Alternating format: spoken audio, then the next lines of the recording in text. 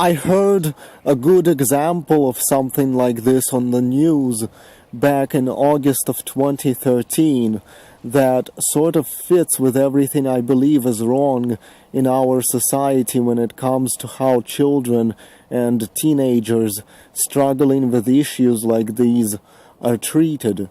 So periodically I am going to mention this kid Skylar Attilano.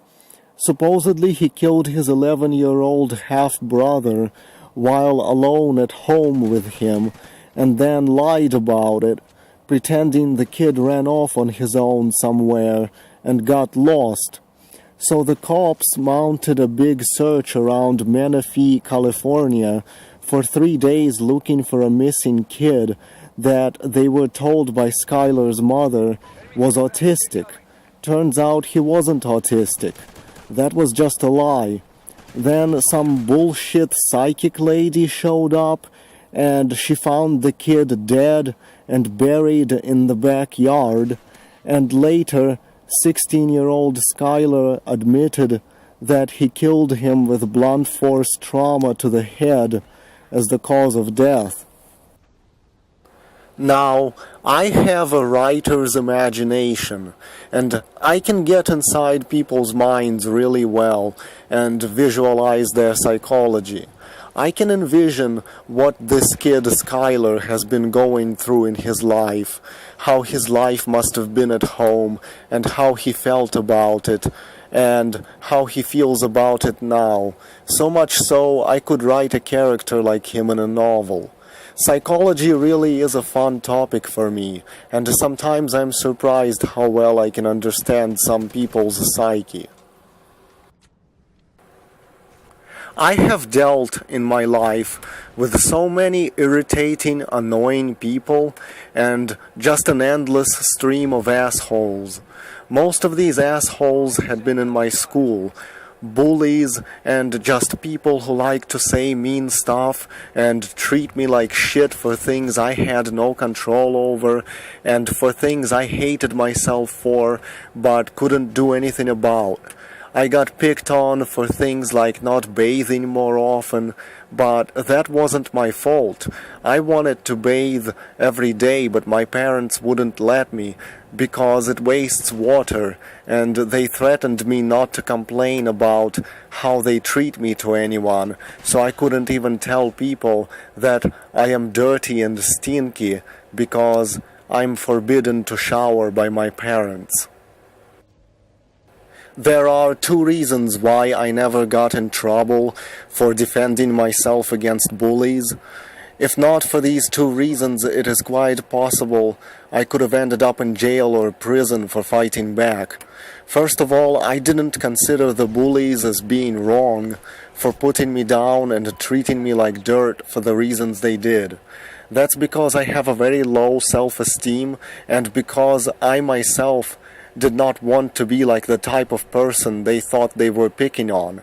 So I agreed with their sentiments when they put me down and made fun of me, as crazy as that sounds. I just couldn't do anything to change, so I'll be treated normal, but I agreed with them that I wasn't normal.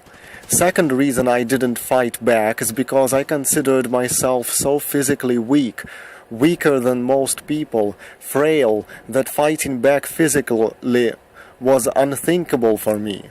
There is no way I could win, I'm too frail. Oh, there is also a third reason, and this is the reason why I never reported bullies to authorities. That's because I was no angel myself.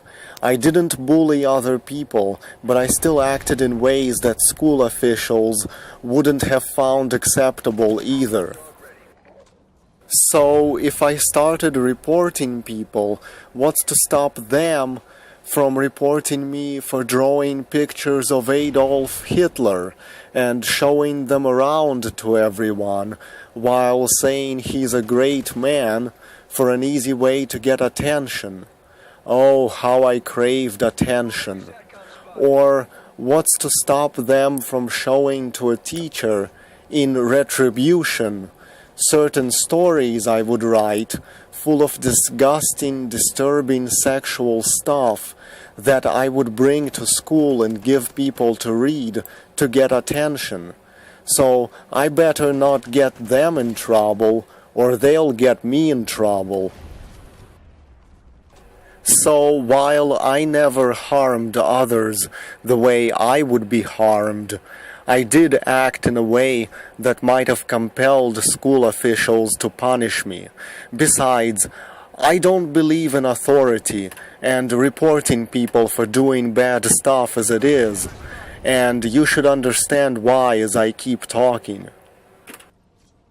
But if I had to put up with this same shit now, I probably would have attacked and tried to hurt my bullies, because I've become not so tolerant of bullshit.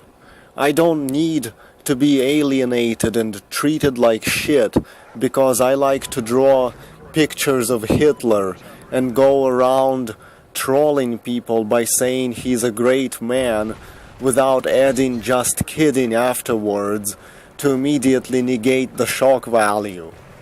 My bullies had many times conveyed to me that fighting back is exactly what they want me to do, that they want me to fight back. They even asked me, "When are you going to bring a gun to school?" as if they were purposely pushing me exactly toward doing something like that. But what I wanted to focus on is the science of how human behavior is determined by the brain structure. I believe a human brain is organized in a certain structure that determines personality and how you perceive reality. And from person to person, this structure is different. That being said, your personality, how prone you are to sadness or happiness, to anger or depression, all of that is determined by how your brain is wired together on the inside. So when you go after people who have done something bad because they've been pressed to do it by their environment or their brain wiring, it's like going after vampires with stakes. Forget zombies. Zombies aren't sentient, but it's like Buffy the Vampire Slayer going after vampires. Basically, you're discriminating a class of people for something they have little to no control over. It's like people who hunt rattlesnakes just to keep their populations down, or poison cockroaches, or trap and kill rats. None of those creatures have control over what they are, and the same way we don't have control over how our brains are wired together.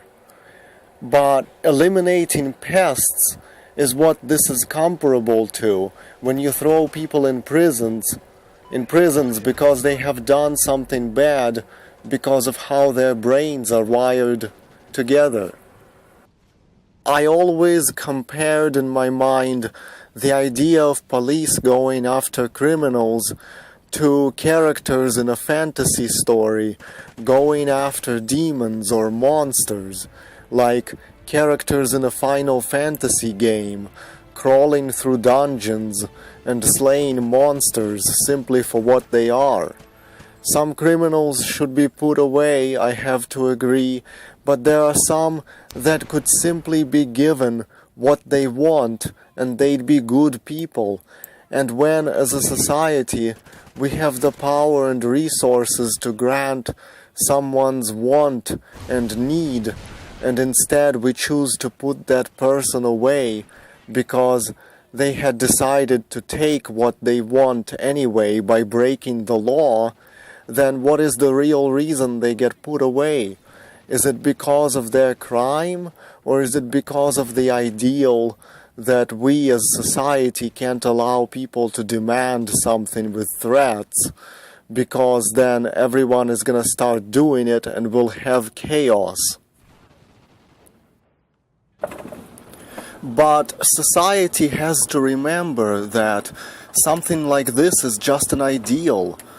Not everybody will go out there committing crimes simply because they can, or making threats simply because they can. Haven't you met people in life who wouldn't do something bad no matter what? Is it only because the law stops them from doing this bad thing? Or is it because they're simply that way, that's who they are, that's how their brains are wired, that they wouldn't go commit murder even if you legalized murder? So the idea that everyone is going to commit a crime or take unfair advantage is ridiculous, because there are a lot of people who like to live up to higher standards and wouldn't do something just because they can. And that's great that they are that way. Their minds are naturally structured to be that way, to behave like that. There are many people who wouldn't steal because they like working hard to own stuff. They'll even claim this very notion every day, that they enjoy their work even if it's difficult and labor-intensive. But what makes these people arrogant is they think everyone could do the same. Everyone could do their hard work. But that's not true for me, and I'm sure that's not true for a lot of people. Sure, I can have a burst of energy for 2 or 3 hours a day, but if I'm not sitting down after standing for an hour or two on my feet, I get very uncomfortable. If I have to keep standing, then I have to lean on something, and then I have to sit down or lie down and take a nap. Why standing is so uncomfortable for me, I don't know, but I can hike 4 or 5 miles just about every day without sitting down. I can pedal a bicycle uphill. Why I can walk easily and walk fast, but tire out from standing for half an hour straight, I don't know. I think maybe it's because I've been walking 5-mile distances ever since I could walk. But can I stand efficiently in one place? No. My back starts to hurt, my legs get tired. I don't know why. This is how nature made me. But if this is the case, how could I even do a minimum wage job, like standing at a cash register for several hours? It would be awful. Again, I can't control how nature made me. I could say I have a disability, but how do you test for it? Would doctors find anything wrong with my legs? No. Even if I could get myself declared disabled, would people believe I'm disabled if they caught me hiking 4 miles every day at a fast pace? No. They'd think I'm full of shit.